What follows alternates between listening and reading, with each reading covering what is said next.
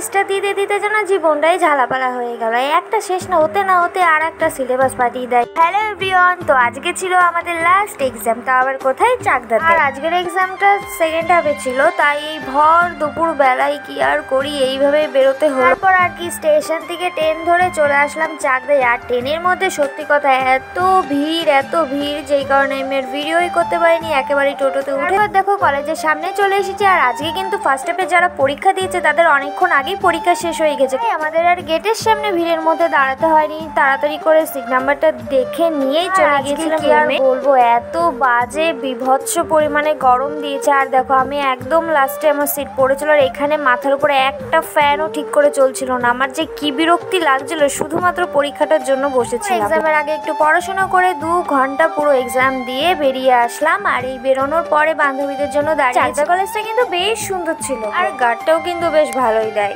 আরে যাই হোক, মজা করছিলাম। তো দেখো তারপর এক্সাম দিয়ে আমরা সবাই বেরিয়ে পড়েছি স্টেশনে যাওয়ার উদ্দেশ্যে। আর যেহেতু বিকেল টাইম, তাই হেঁটে হেঁটে যেতে বেশ ভালোই লাগছিল। আর টোটোতে উঠিনি। আজকে আর ওই ভিড়টা দেখে আমার বেশি পরিমাণে গা গোলাচ্ছিল। তার কারণ হচ্ছে এটাই যে আজকে এমনিতেই এখন বিকেল টাইম, তার উপরে আজকে যারা এক্সাম দিয়েছে তাদের গার্জিয়ান এবং তাদের অনেকে নিতে এসেছিল, তারা এসছে। আর এই প্রায় 3টে ট্রেন ছেড়ে দেওয়ার পরে আমার ট্রেনে উঠেছি। এত পরিমাণে ভিড় ছিল, তোমরা জাস্ট দেখো। এই ভিড়টির কাটিয়ে কিছু খেয়ে ট্রেনে উঠে চলে এসেছি আমাদের কালিনাপুর স্টেশনে। আমাদের কালিনাপুর স্টেশনে বিকেল টাইমে আসা মানেই মোমো, আর এদিকে এই ঘুগনি আমার তো বেশ দারুণ লাগে, তাই আগে নেমেই ঘুগনি খেয়ে নিয়েছিলাম। তারপরে বাড়ির দিকে রওনা করেছিলাম। তার আগে একটা জিনিস দেখলাম, তোমাদের দেখাই। এই হনুমানটা দেখো কত উপরে টাওয়ারের উপরে উঠে রয়েছে, আমি ওখান থেকে বসে বসে দেখতে পাচ্ছি, তাই তোমাদের সঙ্গে শেয়ার করলাম। বা